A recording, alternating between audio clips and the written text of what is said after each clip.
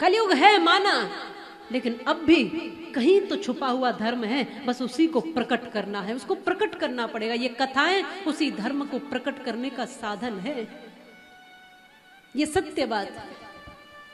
पाप की बेल बड़ी, पुण्य घटते जाते हैं, इसीलिए तो हर जगह संताप बढ़ते जाते हैं। अच्छे पौधे तो पनपते हैं पानी देने पर झाड़ झंकार अपने आप बढ़ते जाते हैं।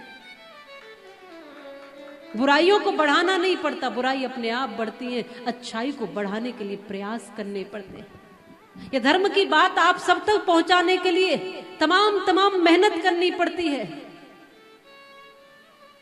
अच्छाई ऐसे ही नहीं बढ़ती है, धर्म ऐसे ही नहीं बढ़ता है।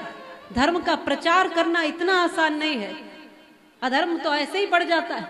कहीं लिखा नहीं देखा होगा कि कहीं शराब पीना सिखाया जाता है, लेकिन पीना सीख जाता है कि नहीं सीख जाता। छुड़ाने के लिए तो जगह जगह लिखा होता है कि यहां शराब छुड़ाने की कोशिश होती है। बुरा बनाने के लिए तुम्हारे पास कोई पाठशाला नहीं, फिर भी बुराई आ जाती है। पर अच्छा बनाने के लिए बहुत सी पाठशालाओं की जरूरत पड़ती है। तुम कहते हो ना इन कथाओं की क्या जरूरत है, मैं कहती हूँ हर गांव में, हर शहर में, हर मोहल्ले में कथाएं होती रहनी चाहिए, ताकि हमारे संस्कार जीवित बचे रहे, सनातन धर्म ऊंचाइयों की ओर बढ़ता रहे। जो नीचे दब गया है उस सनातन को फिर से खड़ा करना पड़ेगा। अरे सच कहते हैं हम, मंदिर बनाना तो एक बहाना है, मंदिर तो केवल एक बहाना है। आप सबको वास्तव में हिंदू बनाना है। आप कहोगे हम तो हिंदू हैं, नहीं हो जी। हिंदू घर में पैदा होने से हिंदू नहीं हो जाते हो। तिलक लगाने में तुम्हें शर्म आती है, चोटी बढ़ाने में शर्म आती है, धोती कुर्ता पहनने में शर्म आती है और अपने को हिंदू कहते हो। घर के ऊपर भगवा ध्वज लगाने में शर्म आती है और अपने को हिंदू कहते हो। शास्त्र पढ़ने में शर्म आती है और अपने को हिंदू कहते हो।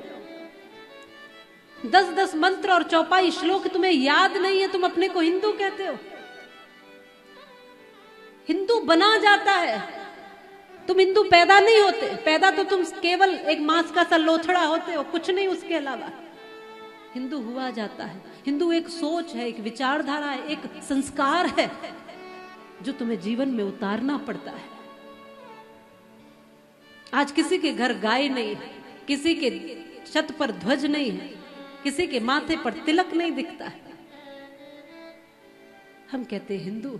स्वाभिमान हमें अपने धर्म के प्रति है ही नहीं। अपने ही संतों पे सवाल उठा देते हैं, अपने ही शास्त्रों को नीचे गिरा देते हैं, अपने ही शास्त्रों की बातों पे तमाम तर्क वितर्क करते हैं और फिर कहते हैं हम हिंदू हैं।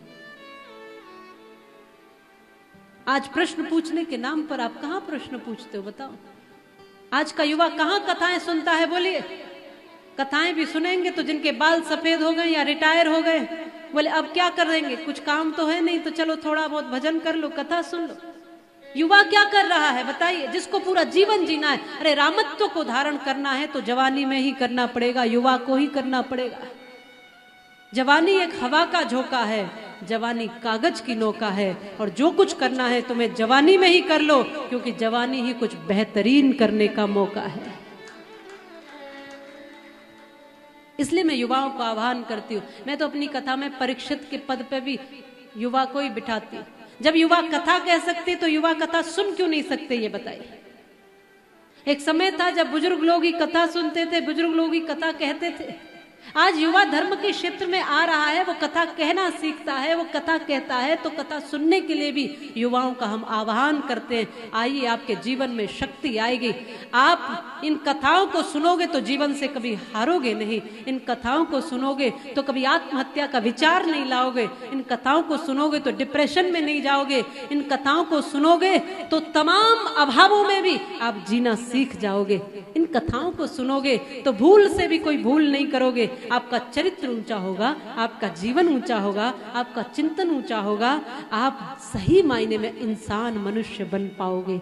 ये कथा सिखाती है इंसान कैसे बना जाता है।